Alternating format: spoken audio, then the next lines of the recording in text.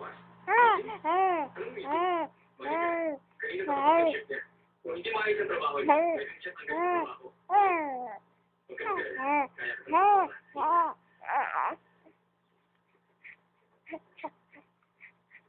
Take lang lang. Pero bakit po?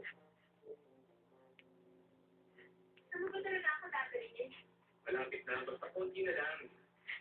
Kanina pa tayo naglalakad. Bakit hindi tayo sumakay ng kotse? Hindi tayo dadaan.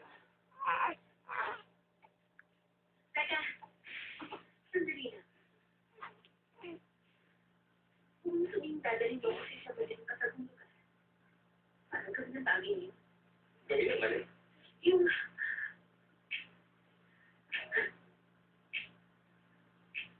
Ganon, makinig ka. Kahit sa birthday mo ngayon, hindi ako pakain ng bibigyan sa akin. Ano ko ba, Karen? Nililisip ko sabihin, mas mahal na ka pa sa akin. Maglakad na tayo. Sige na. Teka, ba't mo nasabi mas manyak ako sa'yo? Binabalaan kita. Pinapalaan din kita. Kung pwede, iwasan mo manyak mong boss. Huwag kang mag-alala.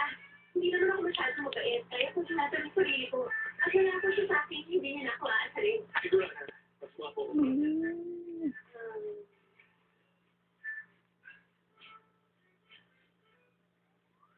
Mas lamang ka sa physical, pero mas matari ang style ng buhok mo, sir. Ganun ba? Basta hindi kayo bagay. Gusto ko sa iba, hindi siyang pipiliin ko. Sino po ito? Si Sergio. Joseph Chong kaya.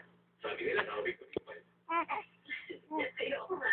Siya nga ang compare ko, pero parang ikaw pa rin ang kasama ko. Tapos kung bumi ko, ikaw din sa makikita ko. Ang dami na bumi ko doon.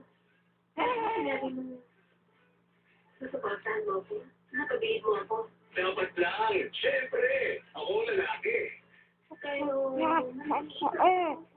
sasabihin mo, sulit na lalaki.